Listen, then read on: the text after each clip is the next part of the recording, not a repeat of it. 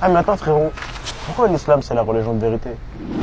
Permets-moi de te narrer l'histoire de ce jeune homme, dénué de tout moyen de subsistance, n'ayant ni toit pour s'abriter, ni vêtements propres pour se couvrir. Le ventre creusé par la faim, il espère, tant bien que mal, trouver de quoi se nourrir. Muni de quelques pièces, il en demande même un crédit au boulanger qui le refuse et l'expulse de sa boutique, le laissant seul et affamé. C'est alors qu'il fait la rencontre d'une vieille connaissance. Stupéfait de l'état dans lequel il se trouve, sale et mal en point, généreusement, il lui propose son aide. Tout d'abord, il lui propose de l'habiller. Il l'habille de ses plus beaux vêtements, jusqu'à ce qu'il soit neuf, de la tête aux pieds. Puis, lui fournit un emploi au sein de sa propre marque de vêtements, chose qui va lui permettre de gagner sa propre subsistance. Il en va même à lui offrir une voiture toute neuve, rien que pour lui, ce qui va lui permettre de se déplacer là où il veut. Enfin, il lui met à disposition un appartement. En échange, il lui demande simplement de promouvoir sa marque de manière exclusive. Et que fait ce jeune homme en retour? Vous avez vu ma nouvelle veste?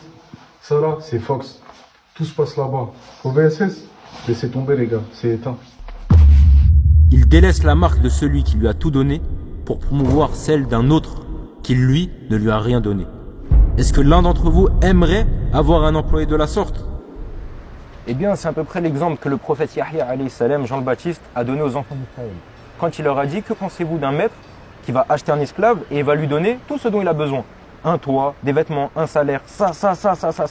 Et au retour, il va lui demander de cultiver ce morceau de terre.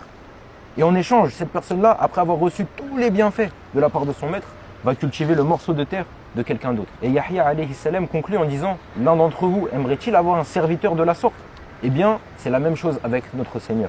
Au même titre qu'Allah nous a donné nos parents, tous nos bienfaits, la santé, etc. Eh bien, on se doit de le remercier lui seul. Et ça, seul l'islam respecte ceci. En résumé, l'islam est la religion de vérité parce que c'est la religion la plus juste. C'est la religion la plus juste parce qu'au même titre que c'est Allah seul qui nous a donné la vie, qui nous donnera la mort, qui nous a donné à manger, qui nous a donné à boire, qui nous a donné nos parents, qui nous a donné la santé, qui nous a donné notre subsistance, eh bien au même titre, c'est Allah seul en retour que nous adorons. C'est pour lui seul que nous prions. C'est pour lui seul que nous faisons l'aumône. C'est pour lui seul que nous faisons le jeûne. C'est pour lui seul que nous faisons tous nos actes d'adoration.